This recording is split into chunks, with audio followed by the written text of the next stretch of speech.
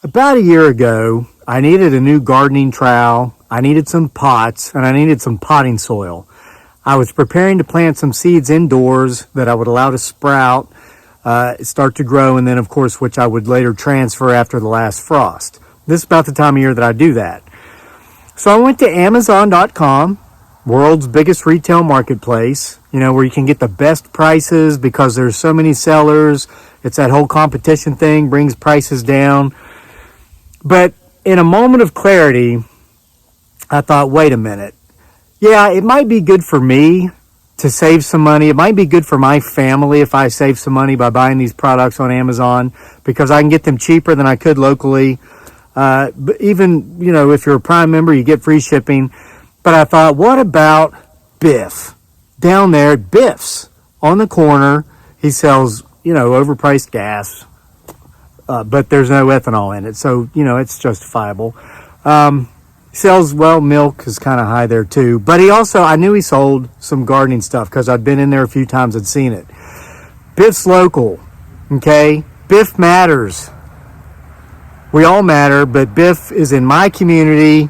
So in my moment of clarity, I decided to go get these things at Biff's. Now, I'd already put these things in my shopping cart at Amazon. It came up to like $89. But I thought, now I'm going to go down and see if Biff has these things. So I go into the store and I look around and I was in luck. He had the trowel, just like the one that I saw on Amazon, that one on Amazon that I put in the cart. And so I held on to that. And then I went and I found some pots and I found a potting soil. Took it up to wring it out. And there was an older man there running the counter. I said, hey, Biff, how are you doing today? And he said, I ain't Biff. I was like, oh, I'm sorry, is Biff out? He goes, Biff's been dead for 40 years. I'm like, oh. He goes, Biff was my dad. I'm third generation to have this store. And my name's Jim. I was like, oh, okay, Jim, sorry. Didn't mean to get y'all biffed. Yeah, I went over his head too. So anyway, he rung me up, $129. So yeah, I spent a little bit more, like $40 more. That's only like 50%. But I supported, I was going to say like a kind, pleasant local business guy. But I supported a local business guy, so I did my deed for the day, right? And it made me feel good. It made me feel good about doing that. So I came home, I planted those seeds, got them sprouting, and I got them in the ground after the last frost. And just as I planted that last plant in the ground after that last frost, I looked up and, I realized the weeds were starting to get kind of high because everything was starting to grow now. Spring was upon us.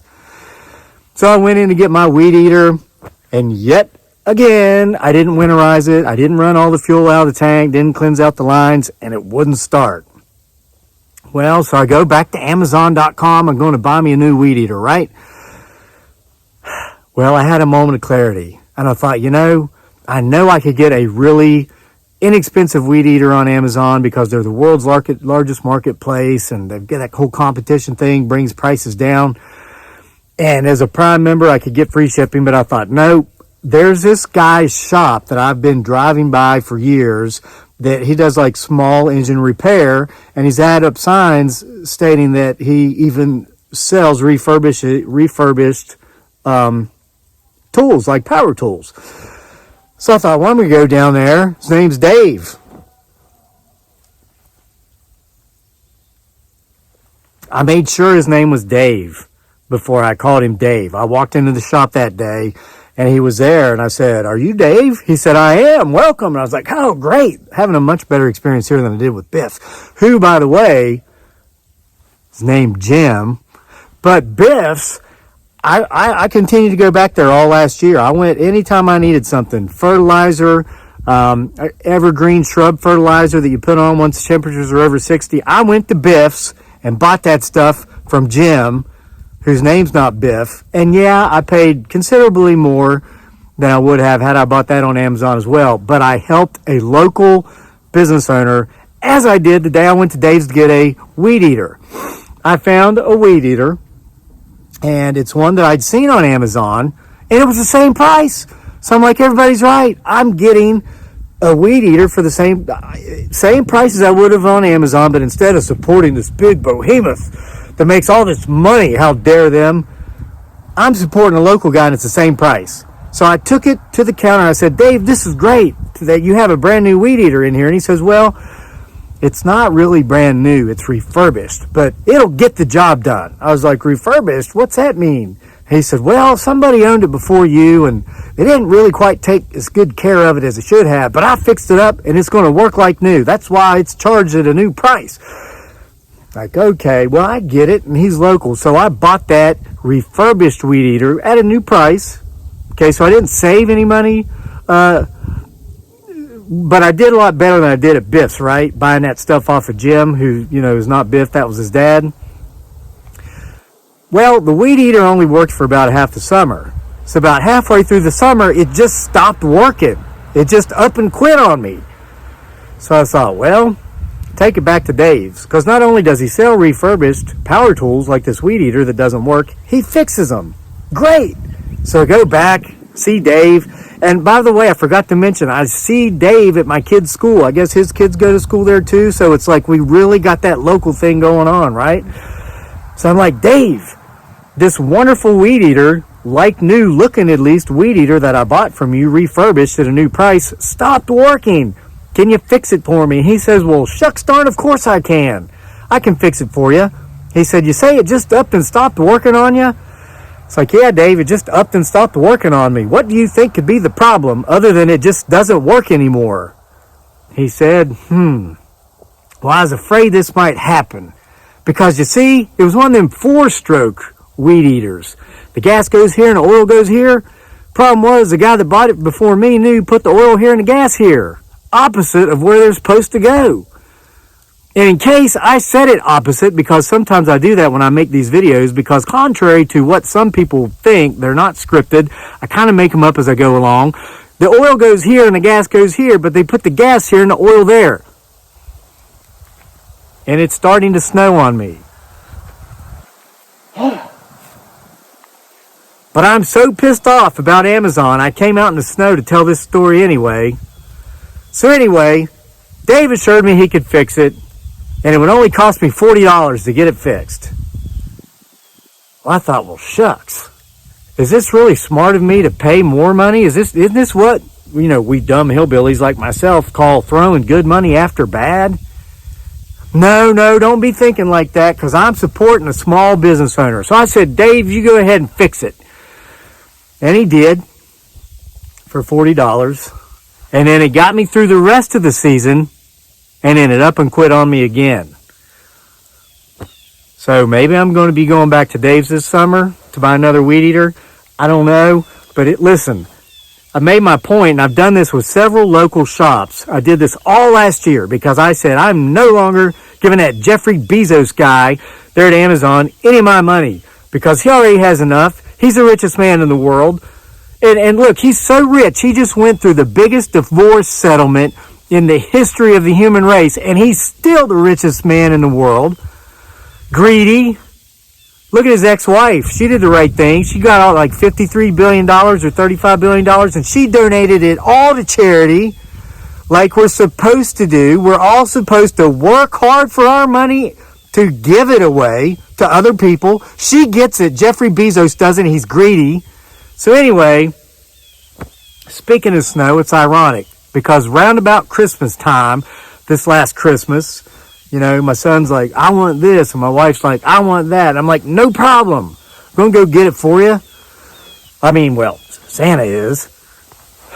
So I get to scratching around in my accounts and I see that I'm a little bit short on what I need.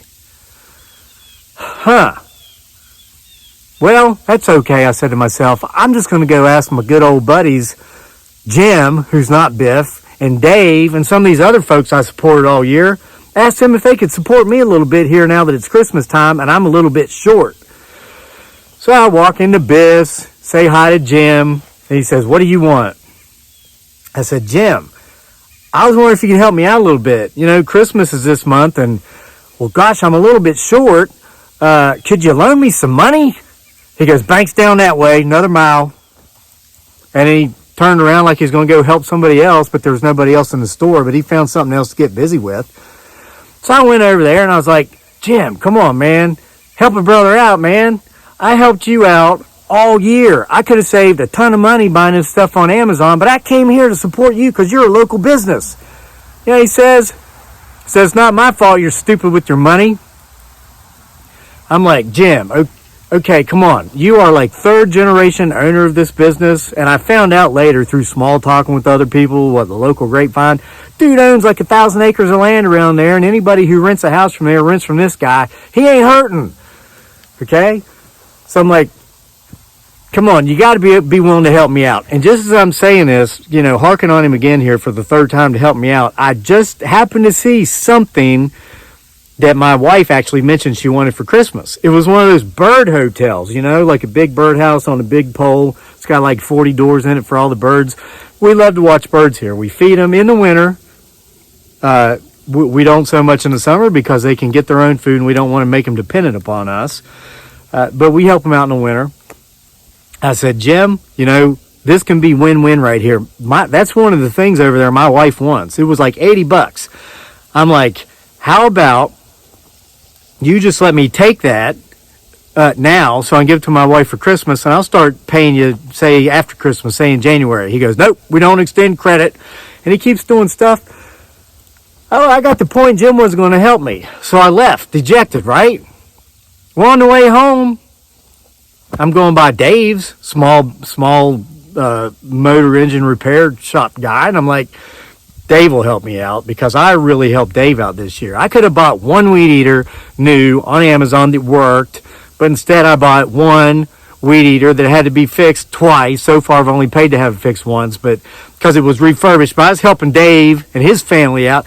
This guy, he's about my age, he'll get it. He's got kids about my kid's age, he'll get it. So I walk in, same thing. I'm like, Dave, help a brother out, man.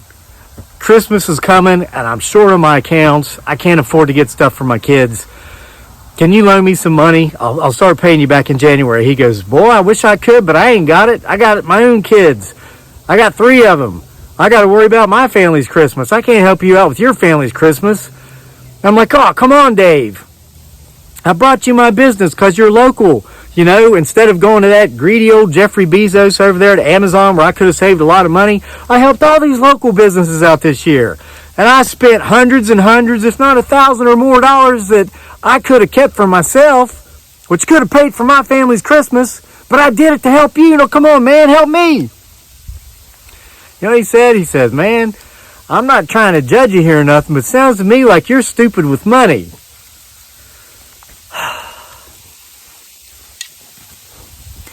So you thought you hated Amazon? Okay, I did that just to get a screenshot for the cover photo, as you know by this time. This is actually something very endearing to me I received in the mail from our friend in Preston, England. Jeanette Newman, who has gotten back into watercolor painting, painted an aerial view of our homestead with watercolors and sent a very lovely letter from across the pond from Preston, England there. And this is beautiful. She said she didn't think it's very good. I think it's beautiful. Jeanette, thank you. And by the way, Preston is a wonderful place. I've been to Preston a couple of times. To see some very special people, very important people to me that I love very dearly that live in Preston. Believe it or not, it's a small world. And while I was there, I stayed in a haunted hotel. It's another story for another time. But here's my point. The story I just told you about Jim, who's not Biff, and Dave, that story's not true. That story is not true whatsoever. You know why? Because I'm not dumb enough to live like that. And I'll tell you why. And why am I even talking about this? Because I've been catching a lot of flack here on this channel here in about the last 10 days for, oh, these videos are nothing but supporting Amazon. This is nothing but a plug for Amazon. Why? Because I made a video about 2 weeks ago in which I kind of did a video book review of J.D. Vance's awesome book, Hillbilly Elegy, which I recommended. And I mentioned I'd bought it on Amazon instead of at the grocery store because I could save $3, and I caught holy hell over that. All right, let me tell you about something that really happened, and then let me give you some facts about Amazon. Brah. It was probably about 10 years or so ago. I was down and out in the Philippines. I was broke. I had no money. I had 20 pesos, okay, which is like almost 50 cents, something like that now in US dollars. It's about 18 cents. So I had some vices at the time. Gee, and go figure, listen to this. I had vices and I was broke. Go figure. These vices are not part of my life today, and I'm grateful for that. But at the time, I still smoked. It was one of the nasty things I did. I was out of cigarettes, and I was one day away from getting some money to come into my account. I had 20 pesos, which is enough for one pack of cigarettes in the Philippines. You're like, what? 18 and a half cents? What kind of cigarettes were they? New Marlboro Light Menthols made by R.J. Reynolds out of North Carolina. Yep, exact same thing that costs $8 here you can get for 50 cents or $1 over there. It has to do with they don't have the tobacco taxes and regulations and all that stuff we have here. So they could ship the products to Manila, make them there cheaper, and sell them there 9,000 miles away for a fifth of what they do it here. So anyway, I'm going to the Sari store. It's these little like convenience stores they got on the corner of every little neighborhood. They call them barangays. They're throughout the barangays. And I'm walking up there thinking about how I'm broke. I've only got enough money to get this one pack of cigarettes. And there's this little old lady, little old Filipino lady standing there at the Sari store. She's probably about 70 years old. And she sees me and she sticks her hand out. And she looked very, it made me sad. And I thought, gosh, look at me. Look at how selfish I'm being. Yeah, this is all the money I have, but I'm going up here to buy cigarettes. And here's this little old lady, and in my mind, I'm thinking, how long has it been since she's eaten? I took my money and I gave it to her. And she smiled, and she turned around, and she went to that store, which was right there, and she bought a pack of Marlboro Light Menthols. She used that money that I was going to use to buy cigarettes with to buy a pack of cigarettes for herself. And I thought, my goodness, here I thought she was going to buy food. But she did the same thing I was going to do. She used that to buy cigarettes. I thought, well, I'll make sure not to fall for that again. So she comes back, she opens up a pack, she lights a cigarette, and I said, hey, I stick my hand out. And she goes, no. I said, come on, just give me one. No. I said, you've got a whole pack, and you bought them with money I gave you. You could give me at least one. And she said, it's not my fault you're stupid with money. And then she went on her way, smoking the first of her pack of cigarettes that I just gave her the money to buy. I had to wait until I got paid the next day to get my cigarettes. Now, that's not the best example to use here because cigarettes are terrible. They're nasty. I haven't smoked in, 8 years now, 10 years. I quit shortly after that. Something I didn't start doing till I was in the Army. It's like all we could do was smoke and cuss. It's crazy. But my point is this. That little old 70-year-old lady in the Philippines taught me a very, very, very valuable lesson. And that is that I need to be concerned with, I'm going to use the word need here. Those cigarettes are not a need, but nor is a trowel or potting soil or plants to put my seeds in, which I do about this time every year. I learned that I need to look out for me more than I'd been doing in life because no one else is going to. No one else had been. Okay? And you're probably saying, you greedy bastard. No. I learned I had to become selfish. There is a difference between greed and selfishness. Okay? Greedy people are the ones who want it all. Give it all to me. Even though that's far more than they need. Selfish people are ones who make sure their needs are met. They're going to look out for themselves and get what they need and do what's in their best interests before they go out and be so charitable. Okay? It's just a lesson learned the hard way for me.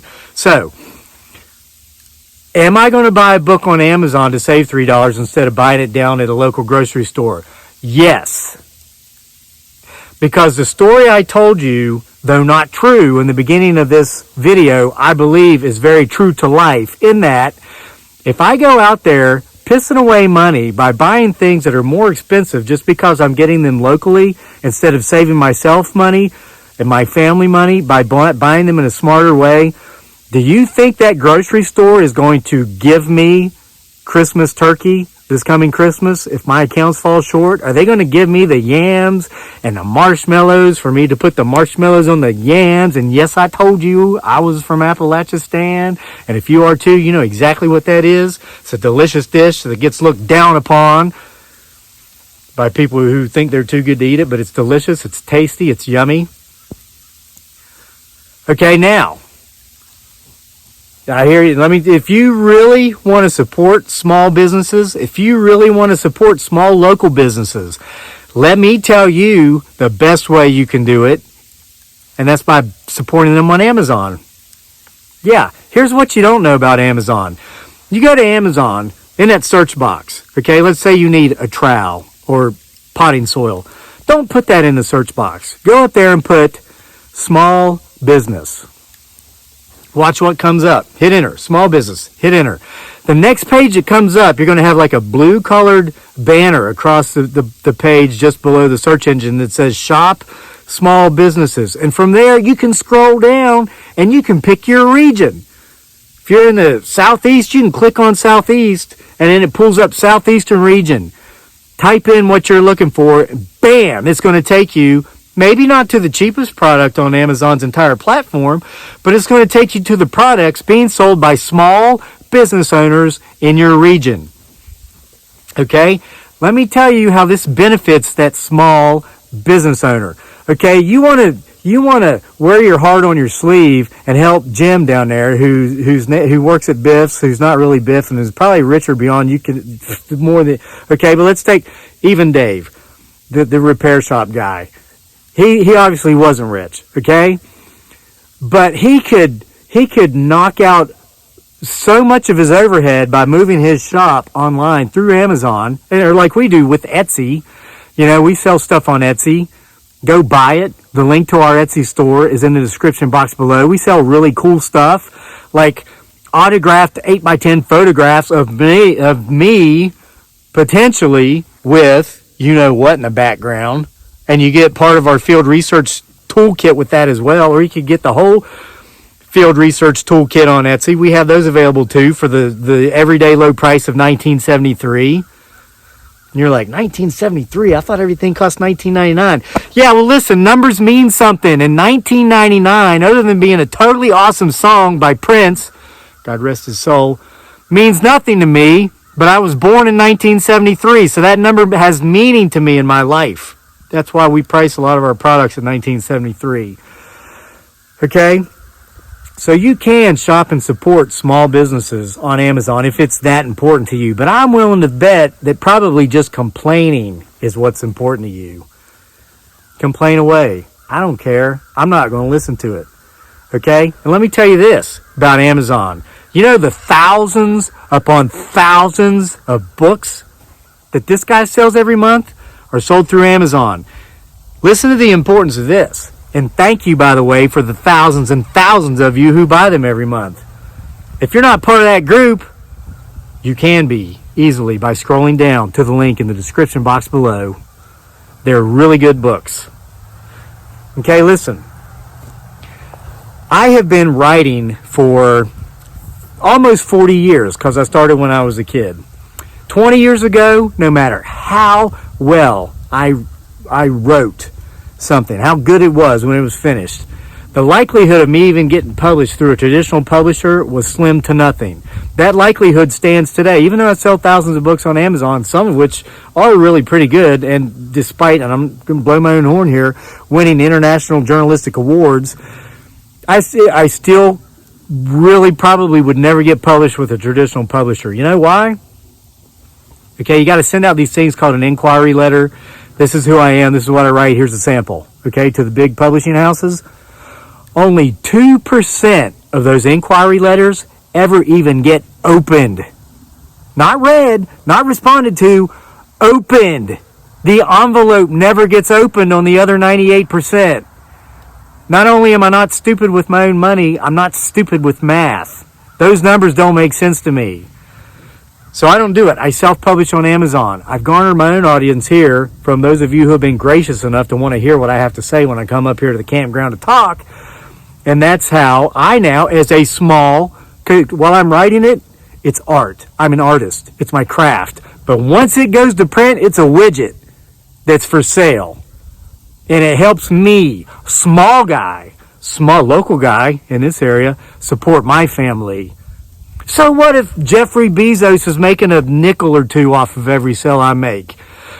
I don't care about anybody else's accounts. I care about mine, because those are the ones I use to feed my family. You hear people say, they should tax Bezos more. They should tax Warren Buffett more. Warren Buffett even says so himself. I don't care what they tax anybody, except me. And I don't complain. I think it's a fair share, and I pay it. And it's a lot some years not so much.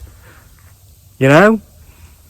Here's another real life story. This got me to learn to shut my mouth. You're like, what? Is that possible? Listen, I'm not political. So if you've taken anything I've said here to mean that I lean one way or another politically, you're wrong, because I don't. Okay? Amazon is convenient for me. It saves me money, and it helps me make money by my writing. Doesn't mean I'm not here promoting them because of that. That's how it is. Okay. But now, back in my younger days, when I used to be political, I used to run my mouth, because people who are really into politics, they really like to run their mouth, right? They like to tell you how they feel. They demand to know where you stand on the issues. And if you don't agree with them, by God, you're not welcome in their home. Who cares about the other 95% of life that you might have in common with these people? That's just how these political people are. I used to be one of those people. I went to have my taxes done one year, and this is when I wasn't making much at all, okay? I used to get tax returns, okay? That's how small it was. It's been years since I've had a return. I always owe a lot more, okay? So I go to this CPA, and I'm running my mouth about all these people that get all this stuff from the government, that free this, free that, and here I am doing my taxes, paying my taxes. I was still getting refunds, man. I wasn't paying nothing back then. I wasn't making enough. You know what I mean? Anything that was withheld, I got back. Okay? So anyway, this woman calls me back a week later to go in and sign the returns and pick them up and all that. And she hesitated. She goes, I wasn't sure if you wanted to check this box or not. I wanted to talk to you first. I was like, what is that box? And she said, well, when you were here, you were talking about how you didn't think it was fair that the government just gave people money. And that didn't sit well with you. And I said, no, it doesn't. I don't like that. That doesn't sit well with me at all. She goes, okay, well, by checking this box, you get your child tax credit. And I forget what the dollar amount was, but it meant I was going to end up getting more money back in the days when I actually got refunds. She goes, but if you don't want that money, don't check this box. But if you do want that money, check it. I checked the box, signed the returns, and I never ran my mouth about what anybody else got from the government ever again. True story. And what it boils down to, whether what anybody else is getting or what anybody else is not paying in taxes, or what Jeffrey Bezos is making, it boils down to this. None of that is any of my business. What's my business is, saving $2 or $3 when I buy a book on Amazon, because I'd rather that $2 or $3 go into the food that's in my kitchen, not the raw product food stocked in the local grocery store. Okay? Whatever some dude down the road is getting from the government is none of my business. So it's no longer any more of my concern. I have better ways to spend my time. I've got better ways to spend my energies, my emotions, and that's how I choose to do it these days, okay? So if you hate Amazon, you go on and keep on hating them, okay? If you think this channel is about plugging them, you're wrong. But I'm going to tell you this. Make sure you're not cutting off your nose to spite your face. See you for more next time from here on Homesteading Off the Grid. I'm cold, so I'm going to go in the house and buy some earmuffs. probably from Amazon.